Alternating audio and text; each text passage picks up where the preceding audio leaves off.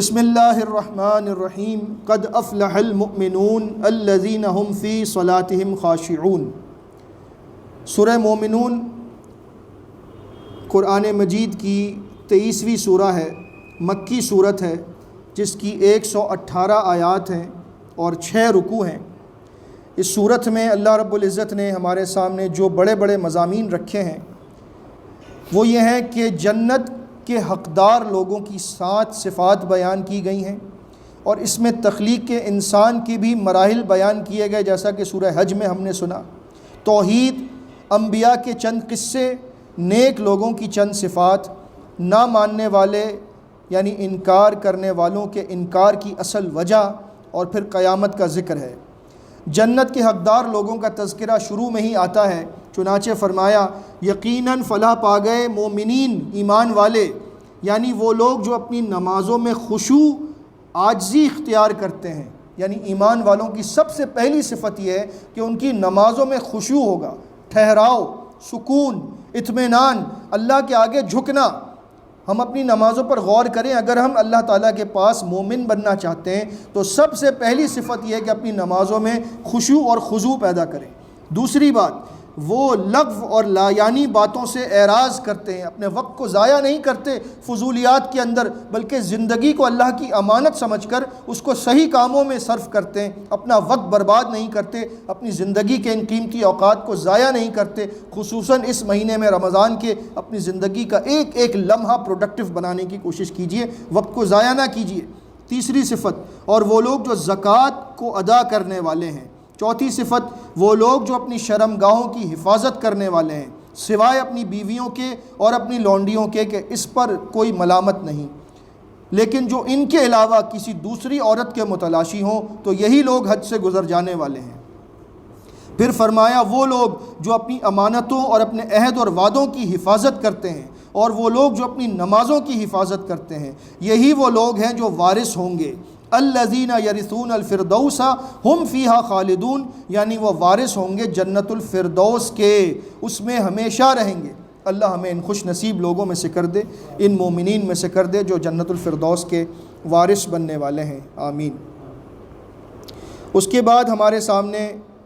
توحید کے دلائل پیش کیے گئے، آسمان کی تخلیق، بارش کا برسنا، غلے کا پیدا کرنا، چوپائے اور ان سے حاصل ہونے والے فوائد۔ اس کے بعد چند انبیاء علیہم السلام کے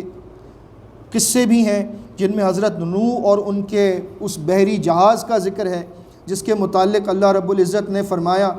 اور یہ واقعہ شروع ہوتا ہے آیت نمبر 23 سے، جہاں پر جو خاص بات ہے، کیونکہ نوح علیہ السلام کا قصہ مفصل سورہ ہود میں پڑھ چکے ہیں، بس اس میں یہ بات زائد ہمیں ملتی ہے کہ اللہ رب العزت نے ان سے فرمایا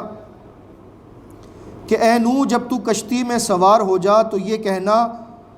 الحمدللہ الذی نجانا من القوم الظالمین، سب تعریف اللہ کے لیے جس نے ہمیں ظالم قوم سے نجات عطا فرما دی۔ وقل رب انزلنی منزلا مبارکا وانت خیر المنزلین، بڑی پیاری دعا ہے آیت نمبر 29 میں، اے میرے رب مجھے اتارنا برکت کے ساتھ، تو سب سے بہتر کسی منزل پر اتارنے والوں میں سے ہے، تو ہی بہتر طریقے سے منزل پر پہنچانے والا ہے۔ اللہ رب العزت ہمیں بھی خیر و برکت کے ساتھ رکھے جہاں بھی رکھے۔ اس کے بعد ہمارے سامنے ذکر ہوا دیگر انبیاء کا، جن کے نام، جن کا تذکرہ نہیں ملتا، اور بتایا گیا کہ ان کی قوموں نے بھی ان کے ساتھ یہی سلوک کیا اور انہیں بہت ستایا۔ پھر موسیٰ علیہ السلام اور ہارون علیہ السلام کا ذکر ہے، عیسیٰ علیہ السلام اور ان کی والدہ محترمہ مریم علیہ السلام کا ذکر ہے، اور یہاں بھی وہی اسلوب ہے سورہ انبیاء والا، وَإِنَّ هَٰذِهِ أُمَّتُكُمْ أُمَّةً وَاحِدَةً، یہ تمہاری امت ایک امت ہے اور میں تمہارا رب ہوں، لہٰذا مجھ ہی سے ڈرنا۔ اس کے بعد سورہ مومنون میں اللہ رب العزت نے ایمان والوں کی چند بڑی پیاری صفات بتائی ہیں، یہ بھی نوٹ کر لیں۔ آیت نمبر 57 سے یہ موضوع ہے، ان الذین هم من خشیت ربهم مشفقون، بے شک وہ لوگ کہ جو اپنے رب کے خوف سے ڈرتے ہیں، اور وہ لوگ جو ہماری آیات پر ایمان لاتے ہیں، اور وہ لوگ جو اپنے رب کے ساتھ کسی کو شریک نہیں کرتے، اور وہ لوگ جو دیتے ہیں جو وہ دیتے ہیں، اور ان کے دل ڈرتے رہتے ہیں کہ وہ اپنے رب کی طرف لوٹنے والے ہیں، یہی وہ لوگ ہیں جو جلدی کرتے ہیں نیکیوں میں اور ان میں سبقت لے جاتے ہیں۔ المؤمنین عائشہ صدیقہ رضی اللہ تعالیٰ عنہ نے سوال کیا تھا ان آیات کے بارے میں، ترمذی کتاب التفسیر میں ہے، صحیح سند سے نبی کریم صلی اللہ علیہ وسلم سے پوچھا کہ یا رسول اللہ یہ بات سمجھ نہیں آئی کہ اللہ رب العزت نے فرمایا کہ وہ نیکیاں کرتے ہیں لیکن ڈرتے بھی رہتے ہیں، تو اس کی کیا وجہ ہے کہ وہ نیکیاں کرنے کے ساتھ ساتھ گناہ بھی کرتے ہیں، شراب بھی پیتے ہیں، چوری بھی کرتے ہیں، زنا بھی کرتے ہیں، کیا یہ مراد ہے؟ تو نبی کریم صلی اللہ علیہ وسلم نے فرمایا لا یا بنت الصدیق، صدیق کی بیٹی یہ مراد نہیں ہے، بلکہ اس سے مراد یہ ہے کہ یہ وہ لوگ ہیں جو نیکیاں بہت کرتے ہیں وَيَخَافُونَ أَلَّا تُقْبَلَ مِنْهُمْ، لیکن نیکیاں کرنے کے ساتھ انہیں اس بات کا شدید ڈر ہوتا ہے کہ ایسا نہ ہو کہ ہماری نیکیاں اللہ کے پاس قبول نہ ہوں۔ اس ڈر کی وجہ سے وہ خوف زدہ رہتے ہیں اور اسی وجہ سے وہ اور نیکیوں میں بڑھنے کی کوشش کرتے ہیں کہ اللہ ہماری نیکیوں کو قبول فرما لے۔ لہٰذا اپنے اندر یہ صفت پیدا کرنی چاہیے۔ اللہ ہم سب کو توفیق عطا فرمائے کہ نیکیاں خوب کریں لیکن ساتھ میں تکبر نہ کریں، اپنے نیکی کرنے پر اور کسی گناہگار کو دیکھ کر یہ نہ سمجھیں کہ میں نے تو میدان مار لیا، میں تو بڑا نیک ہو گیا۔ نہیں، ڈرتے رہیں کہ اللہ ہماری نیکیوں کو قبول فرما لے، اگر قبول نہ کیا تو ہمارا کیا حشر ہوگا۔ اس کے بعد اللہ نے انکار کرنے والوں کے متعلق بتایا کہ ان کے انکار کرنے اور جھٹلانے کی نہ یہ وجہ ہے کہ آپ کوئی ایسی نئی بات لے کر آئے ہیں جو پچھلے انبیاء لے کر نہ آئے ہوں، آپ کے اعلیٰ اخلاق ان لوگوں سے پوشیدہ نہیں، اور نہ یہ آپ کو مجنون سمجھتے ہیں، بس یہ ایک بہانہ کرتے ہیں کہ آپ کو مجنون کہتے ہیں۔ نہ ان کے انکار کی یہ وجہ ہے کہ آپ ان سے معاوضہ مانگتے ہیں، اصل وجہ اس کے برعکس یہ ہے کہ حق کی جو بات آپ لے کر آئے ہیں وہ ان کی خواہشات کے خلاف ہے، اس لیے اسے جھٹلانے کے مختلف بہانے تراشتے ہیں۔ یعنی کہ اللہ نے یہ اسلوب ہمارے سامنے پیش کیا ہے کہ اگر کوئی بندہ آپ کی بات کو نہیں مانتا اور آپ حق بہ جانب ہیں، دلیل پر قائم ہے، تو سمجھ لیں کہ وہ اس لیے نہیں ماننا چاہتا کہ وہ ماننا ہی نہیں چاہتا، وہ بات جو آپ کرتے ہیں وہ اس کی خواہش کے خلاف ہے۔ اس کے بعد قیامت کے دن کا بڑا ہی ہولناک تذکرہ ہے، اور اسی پر سورہ مومنون کا اختتام ہے۔ آخری آیات کا ترجمہ آپ کے سامنے رکھ کر میں سورت کو مکمل کرتا ہوں۔ اللہ رب العزت نے فرمایا، اور چند دعائیں ہیں اس آخری حصے میں سورہ مومنون کے، ان دعاؤں کو ضرور یاد کیجیے گا، بڑی قیمتی دعائیں ہیں۔ آیت نمبر 93 سے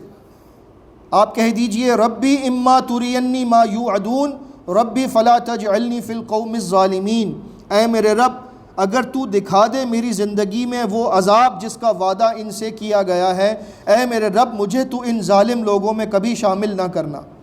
پھر فرمایا بلا شبہ ہم اس بات پر کہ دکھلا دیں آپ کو وہ عذاب جس کا ہم نے وعدہ کیا ہے، ہم دکھانے پر قادر ہیں، لہٰذا آپ دور کیجئے ان کی برائیوں کو بھلائی کے ساتھ، ہم جانتے ہیں اچھی طرح جو یہ کہتے ہیں۔ پھر دوسری دعا سکھائی آیت نمبر 97 اور 98 میں وَقُلْ رَبِّ أَعُوذُ بِكَ مِنْ هَمَزَاتِ الشَّيَاطِينِ، آپ یہ بھی کہیے اے میرے رب میں تیری پناہ چاہتا ہوں شیطانوں کے وسوسوں سے، وَأَعُوذُ بِكَ رَبِّ أَن يَحْضُرُونَ، اور میں تیری پناہ چاہتا ہوں اس سے کہ شیطان میرے پاس حاضر ہوں اور مجھے بہکائیں،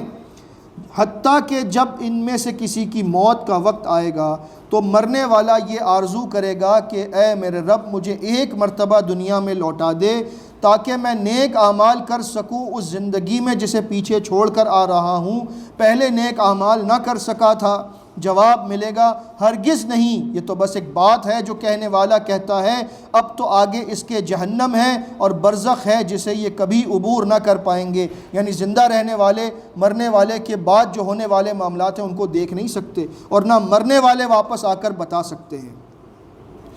پھر جب سور پھونکا جائے گا قیامت کے دن تو اس دن نہ رشتہ داریاں اور قرابت کسی کے کام آئیں گی، اور نہ لوگ ایک دوسرے سے کسی پریشانی میں سوال کریں گے، بلکہ سب کو اپنی ہی فکر ہوگی۔ لہٰذا جس شخص کی تولیں بھاری پڑ گئیں نیکیوں کی تو وہی لوگ فلاح پانے والے ہیں، اللہ ہمیں ان میں سے کر دے، اور جن کی تولیں ہلکی پڑ گئیں تو یہی وہ لوگ ہیں جو خسارے میں ہوں گے اور جہنم میں ہمیشہ رہیں گے، اللہ ان میں سے ہمیں ہرگز نہ کرے۔